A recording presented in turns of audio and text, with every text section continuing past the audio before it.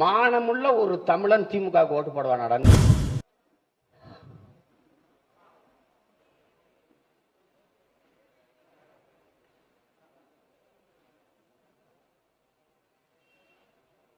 நிறைய அன்பு,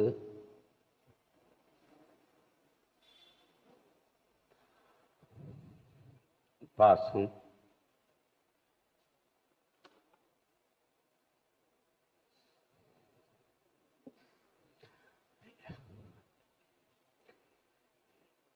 எல்லாவற்றையும் தந்து என்னை பார்த்து கொண்ட என்னுடைய தாய்மாமன் எனக்கு இப்படி ஒரு வாய்ப்பை தராமல் இருந்திருக்கணும்.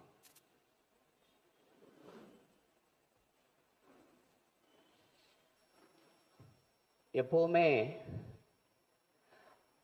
இரத்த உறவுகளை விட லட்சிய உறவு ரொம்ப பிணைப்பா இருக்கும், நெருக்கமா இருக்கும். அது வந்து அந்த நேரத்தில் நான் இல்லை, நான் இருக்கும்போது எங்க அண்ணன் இல்லை. எல்லாரும் என்ன சொல்லுவாங்க, சீமான் 10 ஆண்டுக்கு முன்னாடி நீ வந்திருக்க கூடாதுன்னு. 10 ஆண்டுக்கு முன்னாடி 10 ஆண்டுக்கு முன்னாடி இருந்தவங்க இந்த வேலையை செஞ்சிருக்கணும். என்னை அழைச்சிட்டு போய் என்னை அனுப்பிச்சு வச்சவன் தான் இருக்கான், எங்க ஜெகதீஷ் தான் இருக்கான். அதுவும் உங்களுக்கு தெரியுமா? ஒரு நாள் கிளம்பி போயிட்டோம். பெங்களூர்ல இருந்து போறது, மும்பையில இருந்து போறதா, சிங்கப்பூர்ல இருந்து போறதாங்கிற பயண திட்டத்தில் பெங்களூர்ல இருந்து போகலாம் வரவைங்கன்ட்டு 2 பேரும் தான் படுத்து கிடக்குறோம் ஒரு அறையில். கிளம்பி 2 பேரும் வாகனத்தை எடுத்துட்டு போறோம். போயிட்டு இருக்கும்போது அவனுக்கு தான் அழைப்பு வருது, அண்ணனை திருப்பி அழைச்சிட்டு வந்துருங்க அப்படின்ட்டு. என்னது ஒன்றும் புரியல, என்னடா அப்படின்னு. இந்த சிங்களர்கள் வந்து சுதந்திர தினம் கொண்டாடுறாங்க, அவங்க பட்டாசு வெடிப்பாங்க, நம்ம பங்குக்கும் கொஞ்சம் வெடிக்கணும்ல, அதனால இந்த நேரம் அண்ணன் வர்றது சரியா இருக்காது, கூட்டிட்டு வாங்க, நாளைக்கு பார்த்துக்கலாம். நாங்கள் எல்லாருக்கும் பயணம் சொல்லிட்டு கிளம்பிட்டோம். அப்புறம் யாருக்கும் தெரியாம இரவோடு இரவா வந்து படுத்துட்டு அடுத்த நாள் காலையில் கிளம்பி போனோம். அங்க எனக்கு என்ன சொல்லப்படுது, பெண் இந்த அந்த ஒரு வர பெண் அதிகாரி அந்த இடத்துக்கு போங்க, அந்த இடத்துக்கு போய் கடவுச்சீட்டை கொடுங்க. அங்கே போய் கொடுத்தேன். அது ஆனால் அங்கே அது என்ன சொல்லப்படுதுன்னா, என்னென்ன கார்மெண்ட்ஸ், அதாவது துணி ஆடை ஏற்றுமதி விற்பனை செய்கிறேன் அப்படிங்கிற மாதிரி. அவன் அந்த அதிகாரிக்கு தெரிஞ்சிருச்சு நான் யாருன்ட்டு. வாங்கி வச்சுட்டு கடவுச்சீட்டை இந்த கார்மெண்ட்ஸ் தொழிலில் இருக்கிற எல்லாரும் பேரையும் சொல்றான். இவங்களை ஏதாவது தெரியுமான்னு எனக்கு தெரிஞ்சாதானே. அவன்தான் அப்படியே பார்த்தே இருக்க. இந்த முதிர்ச்சி தான் நம்ம என்னப்பா அவன் பிரச்சனைன்னு இருப்பேன். அப்போ 12 வருஷத்துக்கு முன்னாடி வந்து சரி இப்போ ஏன் நீ உன் ஊர்ல இருந்து போகல, எதுக்கு பெங்களூர்ல இருந்து போறேன்? சொந்தக்காரர் இருந்தாங்கப்பா, வந்தேன், இப்படி இப்படி போறேன்ப்பா, ஒரு அவசர வேலை. 1/2 மணி நேரமா இந்த விவாதம் ஓடுது. அப்புறம் என்ன சொன்ன தெரியல, நின்ட்டான். திருப்பி வரும்போது எங்க இறங்கலாம்னா திருவனந்தபுரத்தில் இறங்கலான்ட்டு முடிவு. இதெல்லாம் என் தம்பி சேராதான் முடிவு எடுக்கிறது. எங்க அண்ணன் கோவிச்சுக்கிறாரு. தம்பியை வந்து இந்த கடவுச்சீட்டை வச்சு இந்த வானூர்தியில் அழைச்சிட்டு வர சொன்னது யாருன்னு கேட்குறப்ப, இதை ரஞ்சித் அப்பான்னு நாங்கள் சொல்லுவோம், அது தமிழேந்தி அவர் பேர். அப்போ எங்கள் அண்ணன் நடேசன் கேட்குறது, படகால கூட்டி விட வேண்டியதானே, எதுக்கு இந்த பிரச்சனை அப்படின்னு. இவர் இல்லை அவன் வந்து படங்கள் எடுத்துக்கிட்டு இருக்கிறான், நாளைக்கு வெளிநாடு போக வேண்டியது வரும், அப்போ அது முறைப்படி பயணம் இருந்தால் நல்லதுன்னு சேராதான் தம்பி ஒழுங்கு செஞ்சிட்டான் அப்படின்னு எங்கள் அண்ணன் ரஞ்சித் அப்பான்னு நாங்கள் சொல்லுவோம், அவர் தமிழேந்தி அவர் சொல்றாரு. இதெல்லாம் தேவையில்லாத சிக்கல், எதுக்கு போட்டு போய் இதெல்லாம் கொடுத்து அப்படின்ட்டு. அப்ப இது இதெல்லாம் ஒரு பெரிய அனுபவம். இதையெல்லாம் வந்து நான் எங்க மாமா ஏற்பாடு பண்ண கூட்டத்தில் பேசியிருக்கேன். 2 மணி நேரம் பேசியிருக்கேன். ஒரு கொடுவாய்ப்பா அந்த டேப்பை நாகூர் தொலைச்சிட்டான். சேத்தம் நாட்டில இருந்து இறங்கின உடனே நேரம் எங்க மாமா தான் சொன்னால. அது எங்க மாமா சொல்லிட்டா ஒரு மறுப்பும் எனக்கு இல்லை, நான் சொல்லிட்டா எங்க மாமாவுக்கு ஒரு மறுப்பும் இல்லை. போயிட்டேன். அது திருவனந்தபுரத்தில் வந்து இறங்குவோம் அப்படின்ட்டு இறங்கிச்சு. இறங்கினோடனே அம்மாவுக்கு அழைப்பு. அம்மாவும் அப்பாவும் வந்து என்ன சொல்லிட்டு வந்தீங்க அப்படின்னு. யாரு? எங்க அண்ணன் என்கிட்ட. அண்ணா இல்லை அம்மா அப்பாட்ட என்ன சொல்லிட்டு வந்தீங்க? இல்லை போக வேணாம், அது போனால் அது உயிருக்கு பிரச்சனை அப்படி இப்படின்னு இது பண்ணனால பயந்துக்கிட்டு நீ போக வேணாம்ப்பா, போனா அப்போ நானும் அப்பாவும் விஷத்தை குடிச்சு செத்து போயிடுவோம் அப்படின்னு. நீங்கள் என்ன சொன்னீங்க? செத்து போங்கன்னு சொல்லிட்டு வந்துட்டேன் அப்படின்னு. பார்க்குற கேட்குறாரு, பார்த்தீங்கள அப்படின்ட்டு. அப்போ இறங்கினோடனே எங்கள் அம்மாவுக்கு இப்போ அழைப்பு போட்டேன். எப்பா வந்துட்டியாப்பா? வந்துட்டியா ஐயா? எங்கள் அம்மா மொழி இதான். உங்கள் அண்ணன் எப்படிப்பா இருக்காங்க? அப்படி எப்படிப்பா இருக்கு என் பிள்ளை அப்படின்னா. நல்லா இருக்காங்க அம்மா. என்னப்பா சொன்னாங்க அப்படின்னா. என்னவோ சொன்னாங்கம்மா. எல்லாம் சொன்னேன், என் பிள்ளை உன்னை ஒரு கல்யாணம் பண்ணிக்க சொல்லையாப்பா அப்படின்னா. அம்மா ஆரம்பிச்சு. நான் கேட்டேன், நீ இத்தனை வருஷத்துல எனக்கு ஒரு நாளாவது எங்கள் அண்ணன் மாதிரி சோறு போட்டிருக்கியா பாசமா? எந்த இருக்கு சோறு போட்டேன் அப்படின்னு. எப்போ நான் உனக்கு நல்ல பாசமா போடலையா அப்படின்னு. எங்கள் அண்ணனை மாதிரி போடல அப்படின்னு. எங்க அண்ணனுக்கு அப்புறம் என் அம்மாவை தாண்டியும் பாசமா உணவு விட்டன ஒருத்தர் இருக்கான்னா என் தாய்மாமன் தான் எனக்கு. அதெல்லாம் வந்து அது அது சொல்லி முடியாது. அது தடுமாறிடக்கூடாதுன்னு நான் நினைக்கிறேன். உங்களுக்கு முன்னாடி நான் தடுமாறிடக்கூடாதுன்னு நினைக்கிறேன். அதுக்காக சமாளிச்சு பேசிட்டு போறேன். அது ஒரு இது. இப்போ நான் ஃபாத்திமாட்ட சொன்னதான், உனக்கு வெறும் குடும்ப இழப்பு தான், எனக்கு தான் மொத்தம் பேரிழப்பு எனக்கு தான். எனக்கு வந்து ஈடு செய்ய முடியாத இழப்புகள். மரணம் தான், நிறைய மரணத்தை சந்திச்சிருக்கேன். இப்போ சந்திச்சிருக்கேன், பார்த்துருக்கேன், நாட்டிலையும் பார்த்துருக்கேன், இங்கேயும் நம்ம கேள்விப்படுறோம், பார்க்குறோம். தனிப்பட்ட ஒருவருடைய வாழ்க்கையே புரட்டி போடுகிற மரணங்கள்னு இருக்குது. இது ஒண்ணுமே செய்ய முடியாது அப்படின்னு. அதுல என்னுடைய அப்பா மணிவண்ணனுடைய மரணம், என்னுடைய தாய்மாமன் தமிழ் முழக்கம் சாகுலோ மீதுடைய மரணம், என்னுடைய ஓட்டுநராக இருந்த என் தம்பி அன்புடைய மரணம், என்னுடைய தங்கையின் கணவராக இருந்த தமிழ்ச்செல்வன் என்னுடைய மைத்தனருடைய மரணம். பிறகு உங்ககிட்ட சொல்றதுக்கு இதுவரைக்குமே ஈடு செய்ய முடியாத ஒரு இழப்பாக என்னுடைய அமுதா கையலுடைய அக்காவுடைய மரணம். அதாவது உங்களுக்கு சொல்லணும், நிம்மதியா வேலை செஞ்சுட்டுங்க, சுதந்திரமா வீட்டை விட்டு வெளியில போய் கட்சி பணி செய்து கொண்டிருந்தேன். ஏன்னா அக்காவும் தங்கையும் தோழிகள் போல இருப்பாங்க, பக்கத்து அறை, பேசிக்கொள்வாங்க, பாதுகாப்பா இருந்துப்பாங்க. அப்படிங்கிற ஒரு நம்பிக்கையில ஒரு வாரம் 10 நாள் பயணங்களை போட்டு நம்ம போனோம். ஆனா இன்னைக்கு வந்து என்னால் அப்படி போக முடியல. ஒரே ஒரு நாள் என் தம்பி அருள் இறந்துட்டான்ட்டு பெரம்பலூருக்கு போனேன். அது வந்து சொல்லுது, காயல் வந்து இருக்க முடியலங்க, எழுத்த வீட்டுக்கு தம்பியை வீட்டு போய் உட்கார்ந்துருக்கலாமான்னு ஆயிடுச்சு, வெறுப்பாயிடுச்சு அப்படின்னு. அப்போ அது என்னன்னா, நம்ம அந்த அந்த பாதுகாப்பற்ற சூழல் வந்துடுது. அது வந்து தனிப்பட்ட எனக்கு வந்து பெரிய பாதிப்பை தந்துடுது. இப்போ எங்கள் மாமான்னா அந்த தஞ்சை மாவட்டம், அந்த நாகப்பட்டினம் அந்த பக்கம் கட்சி அப்படின்னா, மாமா அது என்னன்னு பாருங்க, அவ்வளோதான். அந்த ஒரு 2 வார்த்தை தான் எனக்கு முடிஞ்சிருச்சு. அது எங்கள் மாமா பார்த்துப்பாங்க. ஆனால் இப்போ எங்கள் மாமா இல்லையே,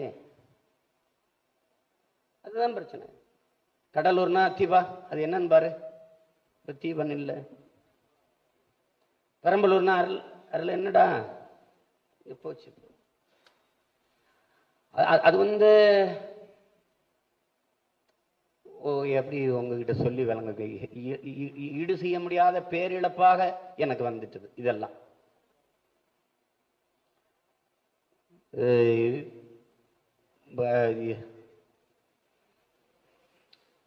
இதெல்லாம் நான் எப்படி எடுத்துக்கிட்டு முன்னேறணும், எப்படி பார்த்தாலும் உங்களுக்கு முன்னாடி நான் என்ன பேசிட்டு போனாலும் தனியாக இருக்கும்போது கஷ்டம். எனக்கு உறக்கம் வருவதில்லை, கொஞ்சம் சிரமம் தான். நான் ரொம்ப கஷ்டப்படுவேன், அழுவேன், ரொம்ப தவிப்பேன். இது நம்ம பிள்ளைகளை நான் பார்த்து வளர்த்த பிள்ளைகள் தீபனும் அருளும் அவ்வளவு துணிவானவன். அருள்லாம் வந்து ரொம்ப துணிவானவன். ஏதாவது பிரச்சனை நான் பார்த்துக்கிறேனே, நீங்கள் என்ன கவலைப்படுறீங்கன்பா. தீபனும் அதே தான், கடல் தீபனும் அதே தான். இந்த பிள்ளைகளை இழந்துட்டோம். என் மாமா வந்து எனக்கு தாயினும் மேலான ஒரு பேரறனாகவும் பேரன்புக்காரனாகவும் இருந்த ஒரு என் மாமனை நான் இழந்துட்டேன் அப்படிங்கிறது ரொம்ப கஷ்டம். அதுக்கு நானும் ஒரு காரணம் ஆயிட்டணும்னு எனக்கு தோணும். நான் என்ன பண்ணேன், அந்த நேரத்தில் இந்த பகுதியில் கொஞ்சம் கட்சி பிரச்சனை இருக்கும்போது, மாமா அது என்னன்னு பார்க்குறீங்களா அப்படின்னு அங்கே தான் மறுமையின போயிட்டுருக்கேன், அங்கே தான் பேசிட்டுருக்கேன். அதான் மணிசெந்தில் கூட சொல்கிறார் பாருங்க, கடைசியாக அவர் மாடியில் பேசுனதுன்றாரு. எங்கள் அண்ணன் விருகம் பக்கத்தில் மாமா வந்து பங்கேற்றாங்கன்றாங்க. அவருக்கு ஒரே கவனக்குறைவு, இருமி இருக்கிறாரு, சளி இருக்குது. மணிசெந்தில் சொல்லியிருக்கிறான், மாமா அதை கொஞ்சம் சோதிச்சுக்கலாமே அப்படின்னு. உன்னை மாதிரி நோஞ்சானுக்கு தாண்டா அதெல்லாம் வரும், எனக்கு என்னடா வரப்போகுது, எனக்கு வந்து ஒன்றும் வராது மருமகனே. அந்த கவனக்குறைவில் 80 விழுக்காடு அது வந்துட்டு. இவளும் சொல்லலை, எங்கள் அத்தையும் சொல்லலை, யாரும் சொல்லலை. கடைசியாக அவர் தம்பின்னு ஒரு மருத்துவர் எடுத்து ஒரு நாள் யாரோ ஒருத்தர் எடுத்து ஓயாமல் இந்த எண்ணு வந்துக்கிட்டே இருக்குன்னு எடுக்கிறேன். நான் வந்து மருத்துவர் டாக்டர் தம்பின்னு நான் பேசுகிறேன். சொல்லுங்கள் என்ன அது, இல்லை உங்கள் மாமா இங்கே தான், எங்கள் மாமாவுக்கு என்ன அப்படின்னு கேட்குறேன். 80 விழுக்காடு கொரோனா நோய் தொற்றுங்க, இங்கே தான் ஆஸ்பத்திரியில், என்ன சொல்கிறீங்க அப்படின்னா. அதை வந்து யாருமே எனக்கு சொல்ல கிடையாது. எப்படி இருக்கு பாருங்க. கடைசியாக அவர் கைவிட்ட பிறகு தூக்கி கொண்டு காவிரியில் வச்சு ரொம்ப போராட்டம் பண்ணி பார்த்தேன் நான். இவன் வந்து பாத்திமா வந்து, மாமா நீங்கள் வந்து வீடியோவில் பேசுங்க, வாப்பாவுக்கு கொஞ்சம் தெம்பா இருக்கும், வீடியோவில் இல்லையோ போட்டு கொடுப்பான். அப்போ கூட எனக்கு புரட்சி உனக்கு வச்சுக்கிட்டு இந்த ஒரு மனிதன்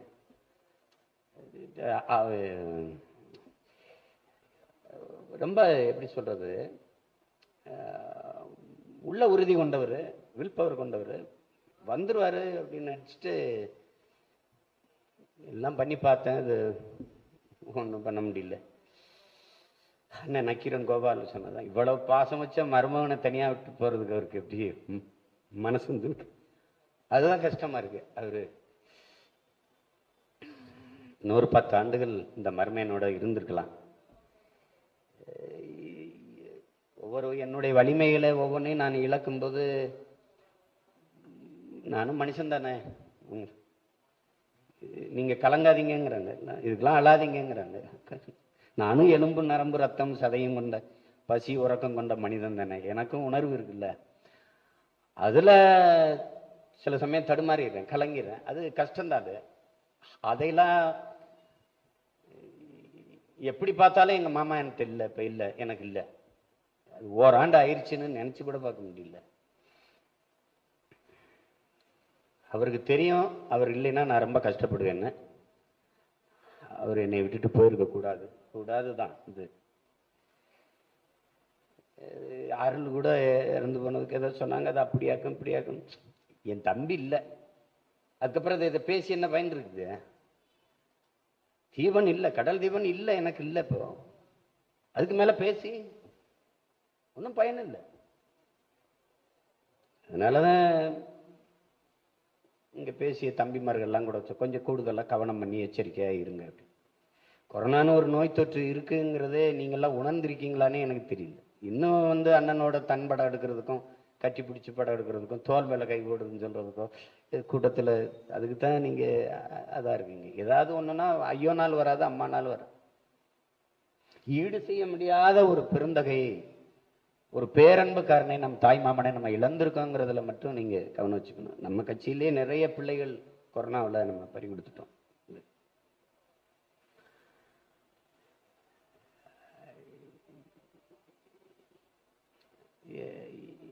இது ஒரு லட்சிய பெரும்பயணம். இதில் என் மாமனை மாதிரி உண்மையும் நேர்மையுமான தளபதிகள் வந்து எனக்கு கூட நீண்ட நாள் இருந்திருக்கணும்.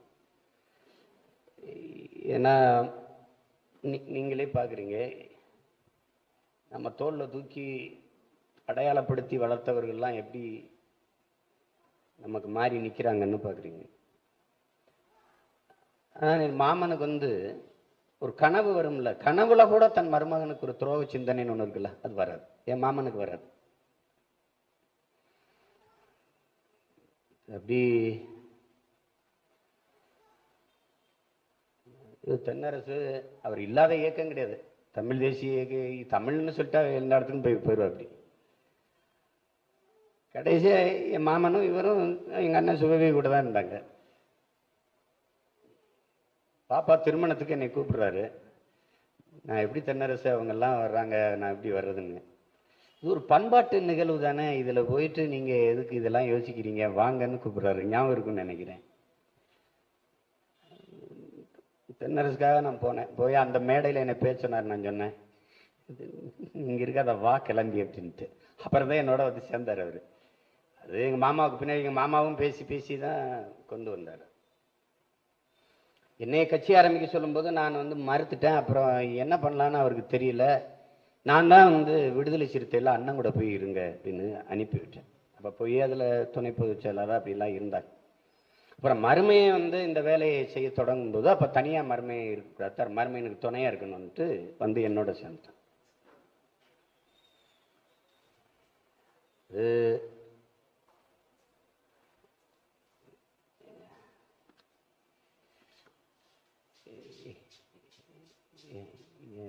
எப்படி சொல்லி இது பண்ணுறது? இப்போ இந்த காணொலி பாத்திமா போடும்போது எங்கள் அத்தை பெரியவ எல்லாம் அழுதுகிட்டு பேசுகிறத பார்க்கும்போது ரொம்ப கஷ்டமாக இருக்குது. மருமையனை வந்து ஒரு துளியும் கலங்க விட்டுறக்கூடாதுன்னு நினச்ச ஒரு என் மாமன் உண்மையிலே என்னை தவிக்க விட்டுட்டு போயிட்டாரு. அது எங்கள் மாமா செஞ்சுருக்கக்கூடாது. அது அவரும் நினச்சிருக்க மாட்டார். நம்ம இப்படி இப்படி ஒன்று வந்துடும்னு நினச்சிருக்க மாட்டார். அதான் நான் நினைக்கிறேன். ஆனாலும் மாமா என்னோட இல்லை. எங்கள் மாமா என்னோடவே தூக்கி சுமந்து வந்த கனவும் இல்லை இலக்கும் என்னோட இருக்கு. இப்போ இருக்கு எப்பவும் இருக்கும். அதை வந்து நான் நிறைவேற்றி காட்டுவது தான் என் மாமாவுக்கு நான் செய்கிற பெரிய மதிப்பு மரியாதையுமா இருக்க முடியும்.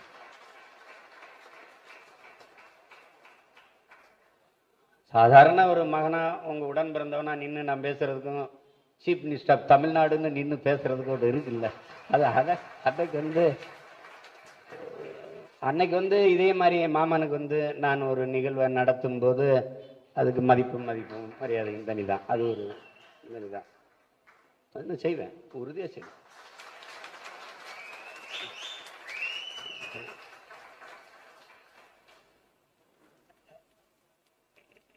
என் மேல அப்படி தோல்ல கை போட்டுக்கிட்டு காடு அடர்ந்த காடு தான், கொசு கடிச்சு கொல்லும். ஒரு இடத்துல கூட உட்கார முடியாது. இங்கிட்டு அங்கிட்டு இங்கிட்டு அங்கிட்டு இங்கிட்டு அங்கிட்டும் கையை பிடிச்சி நடந்துக்கிட்டே இருப்பாரு. சொல்றாரு, நாம தோக்கலாம், நம்ம சாதாரணமானவர்கள், நாம சாகலாம், சாதாரணமானவர்கள். ஆனால் சத்தியம் தோற்றதாக சத்தியம் செத்ததாக சரித்திரத்தில் செய்தி இல்லை. யார் சொல்றா பாருங்க, எங்க அண்ணன் சொல்றாங்க, சத்தியம் தோற்றதாக செத்ததாக சரித்திரத்திலே செய்தி இல்லை. நாம உறுதியா வெல்லுவோம். இதையும் விட சன்ன குரல்ல தான் பேசுவாங்க. எங்க அண்ணன் வந்து இப்படி என்னை மாதிரி உறக்க பேச மாட்டாங்க.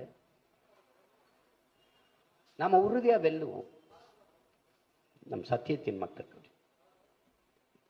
அதனால உறுதியா நாம வெல்லுவோம், சத்தியத்தின் மக்கள்.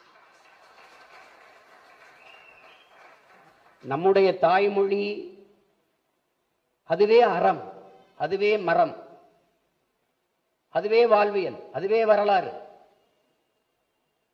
அது உண்மைன்னா நம்மளுடைய மூதாதைகள் இந்த மண்ணை இந்த மக்களை நேசித்து உயிர் ஈகம் செய்தது உண்மையானால், சத்தியமானால் நாம சத்தியமா வெல்லுவோம். ஏன்னால் அந்த மூதாதைகள் இந்த மண்ணில் உழவு விட்டு போயிருக்கிற மூச்சு காற்றை சுவாசித்துக் கொண்டு பயணிக்கிறவர்கள் நாம். இப்ப எங்க மாமா இல்லை, ஆனா எங்க மாமாவோட மூச்சு காற்று நான் சுவாசிக்கிறேன் தான். அருள் இல்லை, தீவன் இல்லை, ஆனாலும் அவன் மூச்சு காற்றை நானும் தான் சுவாசிக்கிறேன். ஐயா பத்மநாபன் இல்லை. உயிர் என்பது என்ன? வெறும் காற்று. வெளியில இருக்கிற காற்று உள்ள போகணும், உள்ள இருக்கிற காற்று வெளியில வரணும். இதுதான் உயிர். பேசிருக்க நானும் மூச்சை நிறுத்திட்டேன் அப்படின்னா என் காற்று வந்து உங்க இந்த காற்றோட கலக்கும், நீங்க என் சுவாசத்தை நீங்களும் சுவாசிச்சுட்டு போவீங்க. இதுதான் நடக்கு. இதான் இது. அப்படி பார்த்தா நம்ம முன்னோர்களின் மூச்சு காற்று நாம் சுவாசித்து கொண்டு இருக்கிறோம். அவர்கள் கொண்ட இலக்கு, கனவு அதெல்லாம் உண்மையானால் நாம் உறுதியாக வேண்டும். வலிமை மிக்க படை தளபதிகள் நம்ம கூட இல்லை. குறிப்பாக என் மாமா எனக்கு இல்லை. என் மாமா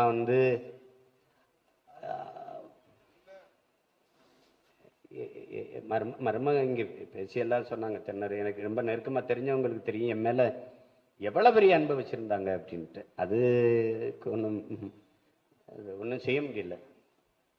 அந்த காலகட்டத்தில் அதை கடந்து நான் வருவதற்கு பட்ட பாடு இருக்க. எங்கள் மாமாவோட இழப்பிலிருந்து வெளியில் வர்றதுக்கு உங்ககிட்ட சொல்லி மாளாது. இது தூக்கமின்றி பல இரவுகள் தவிப்பேன். ரொம்ப கஷ்டப்படுவேன். என்ன இந்த மனுஷன் இப்படி பண்ணிட்டாரு அப்படின்ட்டு, நம்மளை ஏமாற்றி விட்டு போயிட்டாரு மாமா அப்படின்ட்டு. இப்போ கொஞ்சம் உசிப்பிக்கிட்டு வேகமாக போக வேண்டியது இருக்கு இப்போ. அதனால மாசத்துங்க சொன்னதுதான் ஜெகதீஷுக்கு தெரியும். இறந்தவர்கள் போக இருப்பவர்கள் முன்னேறுக.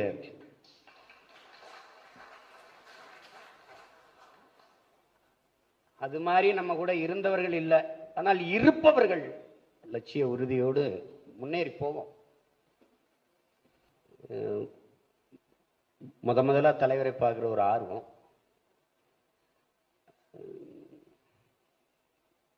எதே பேசுகிறேன் அவர்கிட்ட, எதோ சொல்லிட்டு இருக்கேன். அவர் சரியில்லை, இவர் சரியில்லை, இவரெல்லாம் ஒரு ஆளா, அது அப்படி பண்ணிட்டாங்க இப்படி பண்ணிட்டாங்க, அந்த சரியில்லை இது சரியில்லைன்னு இப்படியே உட்காந்து கேட்டிருக்கேன்.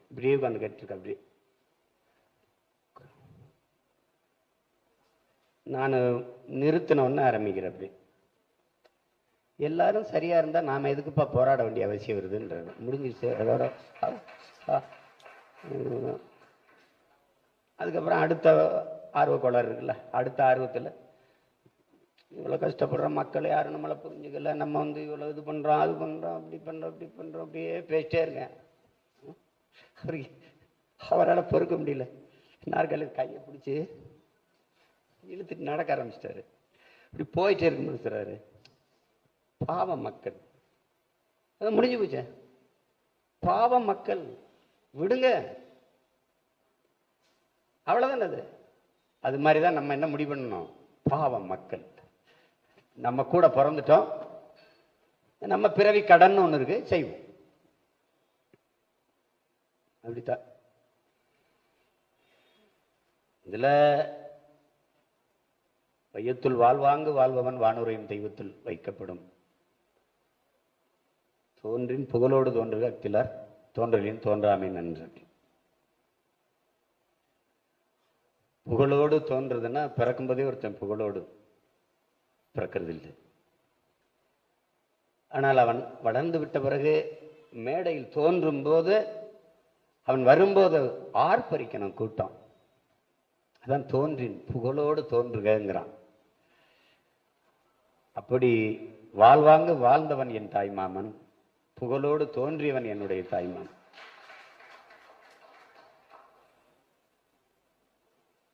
ஒரு மனிதன் தன்னுடைய இளம் வயதிலேயே தன்னுடைய உயிரை இழந்து போனாலும் கூட மறக்க முடியாத நினைவுகளை நம்ம இத்தனை பேர் மனசுக்குள்ளையும் பதிச்சு வச்சுட்டு போயிருக்காரு. அப்படிங்கிறது சாதாரணம் கிடையாது. எவ்வளவோ பேசலாம் எங்க மாமாவை பற்றி, எவ்வளவோ பேசலாம்.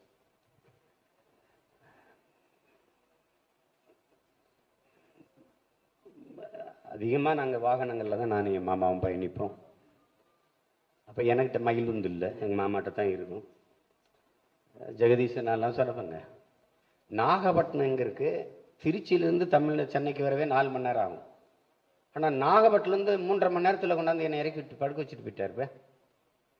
அப்படின்னா என்னம்மா வண்டி ஓடி இருக்குன்னு பாருங்க.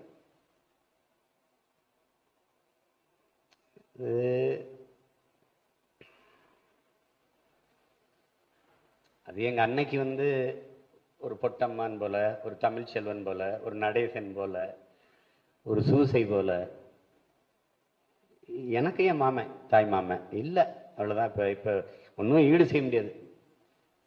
வழியே இல்லாமல் தான் ஃபாத்திமா நீயாவது வந்து வா வந்து வேலை செய்ய மாமா சொன்னேன். அப்பா இருக்கும்போது மாமா நீங்கள் திருவாரூர் இல்லைங்க, அவன் நன்னிலத்தில் நிற்கட்டும்ட்டு சொல்கிறேன்.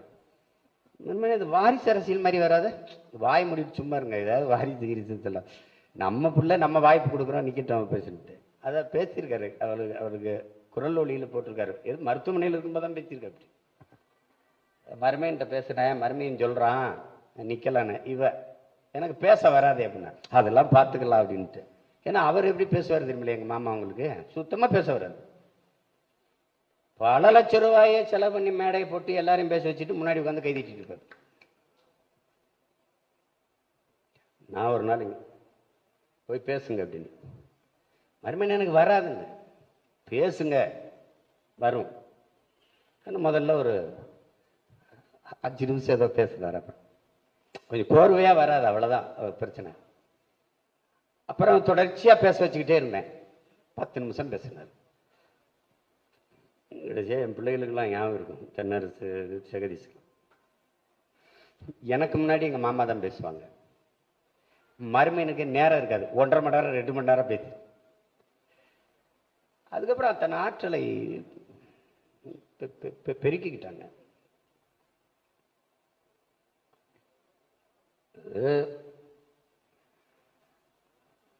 என்னுடைய பேராற்றலில் ஒன்று என்னுடைய தாய் மாமன்.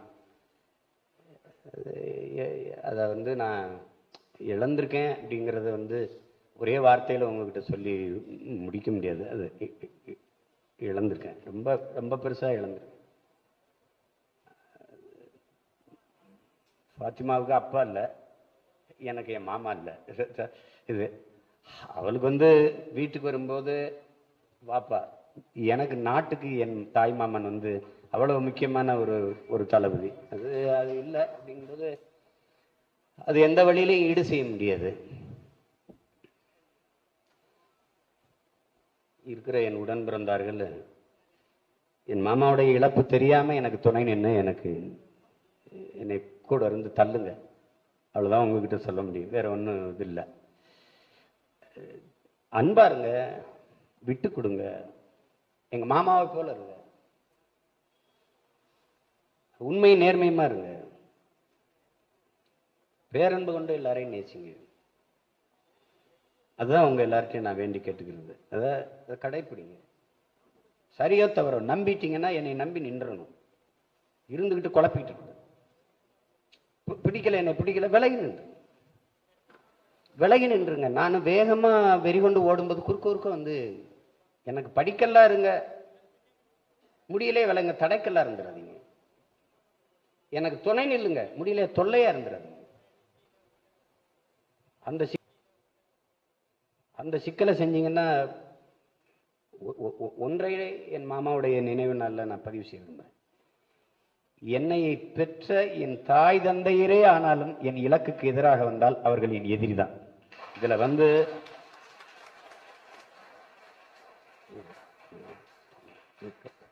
கவனத்தில் வச்சுட்டு வேலை செய்யுங்க. என்ன கொள்ளணும்? இன வெறி கொள்ளணும். யார் சொல்ற? அண்ணன் பழனி பாபா பேசின பேச்சு இருக்கு. தமிழர்கள் இன வெறி கொள்ள வேண்டும், இல்லை என்றால் நீங்கள் ஆளப்படுவீர்கள், ஒருபோதும் ஆள மாட்டீர்கள் என்று சொல்ல. அவர் பேசினதுல வலையொலியில் இருக்கு, தட்டுங்க.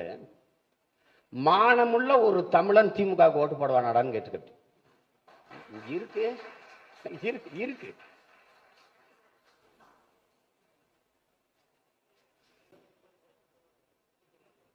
கவனத்தில் வச்சுட்டு வேலை செய்யுங்க. இந்த